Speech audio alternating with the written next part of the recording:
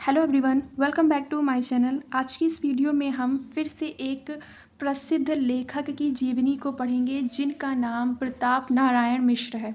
प्रताप नारायण मिश्र जी भारतेंदु युग के प्रसिद्ध निबंधकार के रूप में जाने जाते हैं। तो चलिए इनकी जीवनी को देखते हैं, इनका जीवन परिचय पढ़ते हैं डिटेल में। तो चलिए शुरू करते हैं। हमारा पहला हेडिंग रहेगा जीवन परिचय। ठीक है, प्रताप नारायण मिश्र जीवन परिचय। पंडित प्रताप नारायण मिश्र जी का जन्म सन 1856 ईस्वी में उन्नाव जिले के बैजे नामक गांव में हुआ था। कहाँ हुआ था? उन्नाव जिले के बैजे नामक गांव में हुआ था। और कब हुआ था? सन 1856 ईस्वी में 1856 ईस्वी में हुआ था। उनके पिता पंडित संकटा प्रसाद एक विख्यात ज्योतिषी थे और इसी विधा के माध्यम से वे उन्नाव से कानपुर में आकर बसे थे। उनकी भविष्यवाणियां आश्चर्यजनक रूप से सत्य निकलती थी। अतः उन्होंने कानपुर में अच्छी प्रतिष्ठा एवं संपत्ति अर्जित की थी। उनकी हार्दिक इच्छा थी कि उनका पुत्र भी अपने पैतृक व्यवसाय को अपनाए, किंतु मौजी एवं मस्त प्रकृति वाले मिश्र जी का मन ज्योतिषी में न लगा। अंग्रेजी शिक्षा के लिए उन्होंने स्कूल में प्रवेश लिया, किंतु उनका मन अध्ययन में भी नहीं जम सका। यद्यपि उन्होंने मन लगाकर किसी भी भाषा का अध्ययन नहीं किया, फिर भी उन्हें हिंदी, उर्दू, फारसी, संस्कृत और बांग्ला का अच्छा ज्ञान हो गया था। एक बार ईश्वर चंद्र विद्यासागर उनसे मिलने आए तो मिश्र जी ने उनके साथ पूरा वार्तालाप बांग्ला भाषा में ही किया। वस्तुतः उन्होंने स्वाध्याय एवं सुसंगति से जो ज्ञान एवं अनुभव प्राप्त किया, उसे ही उन्होंने गद्य, पद तथा निबंध आदि के माध्यम से समाज को अर्पित कर दिया।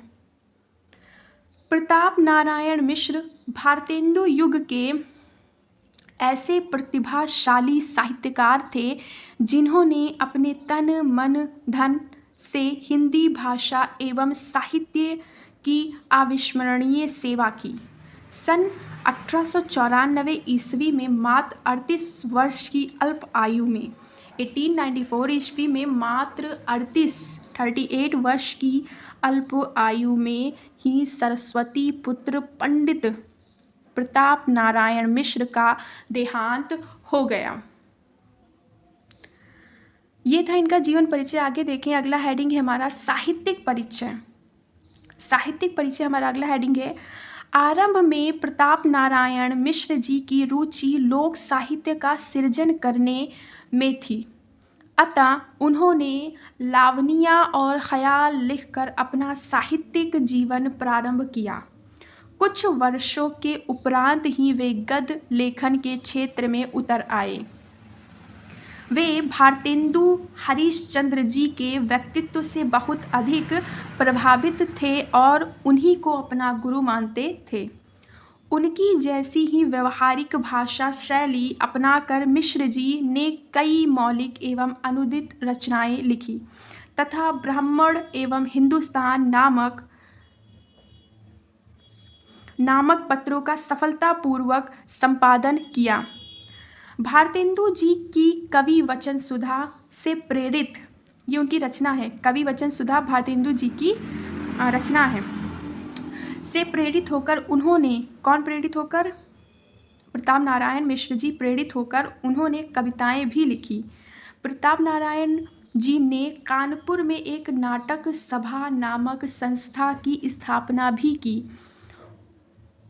उन्होंने अपनी अल्पायु में ही लगभग 50 पुस्तकों की रचना की।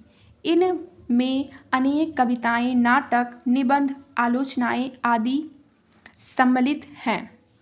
बांग्ला के अनेक ग्रंथों का हिंदी में अनुवाद करके भी आपने हिंदी साहित्य की श्रीवृद्धि की।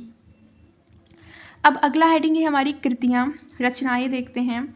मिश्र जी की कृतियाँ दो प्रकार की हैं, मौलिक व अनुदित। उनकी मौलिक कृतियों के नाम निम्नलिखित हैं। निबंध संग्रह में उन्होंने प्रताप पीयूष, निबंध नवनीत, प्रताप समीक्षा लिखा।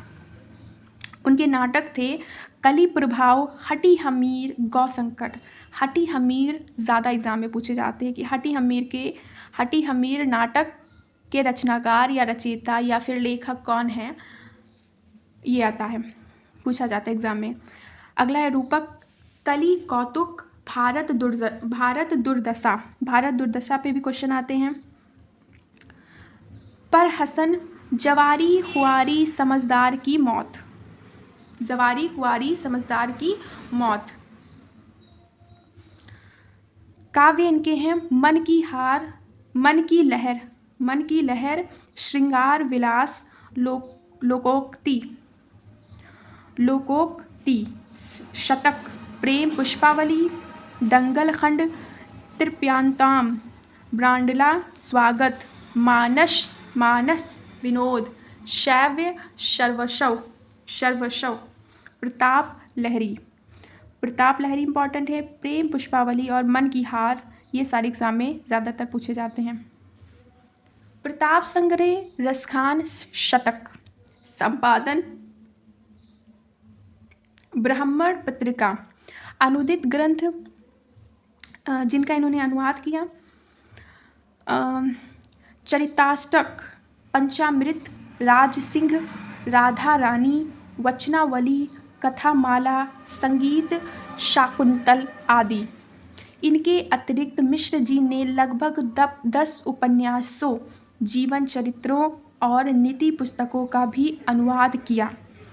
इनमें राजो सिंह, राधा रानी, चरिताष्टक, पंचामृत, वचनावली, इंदिरा, कथामाला, संगीत, शकुंतल आदि प्रमुख हैं जिनका उन्होंने अनुवाद किया। ये सारे प्रमुख हैं।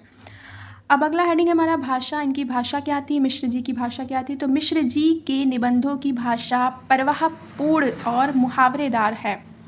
क्या है? प्रवाहपूर्ण और मुहावरेदार है। भाषा में यत तत्र कहावतें, मुहावरे एवं ग्रामीण शब्द प्रचुरता से प्रयोग किए गए हैं। यही कारण है कि इनकी शैली शिक्षित तथा अशिक्षित सभी स्तर के पाठकों को समान रूप से अपनी ओर आकृष्ट कर लेती है।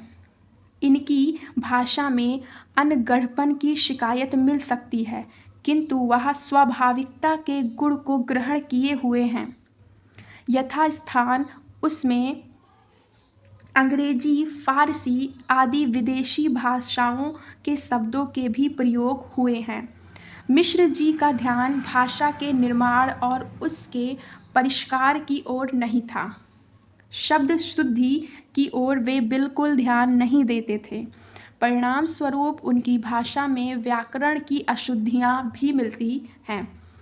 इन दोषों के होते हुए भी मिश्र जी की भाषा सजीव है।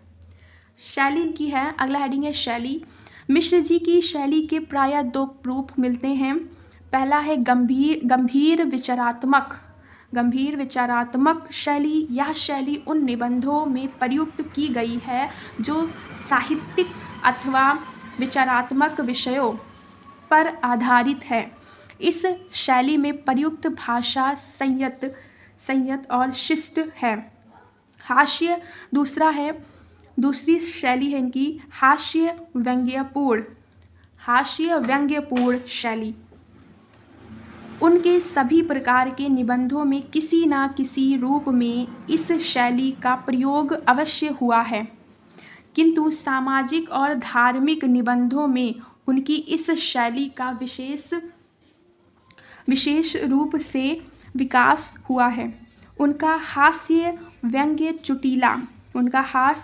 चुटीला और हृदय वेधक तो है, किंतु उसमें शिष्टता बनी हुई है।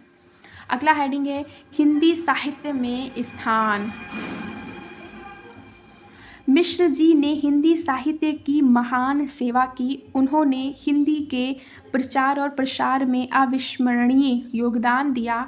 मिश्र जी ने अपनी मौलिक शैली में साहित्य की अनेक विधाओं पर सफलतापूर्वक लेखनी चलाई। वे उच्च कोटि के निबंधकार, कुशल संपादक और प्रतिभाशाली नाटककार थे।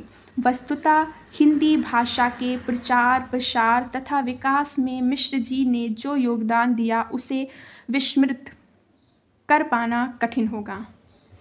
ये था हमारा जीवन परिचय।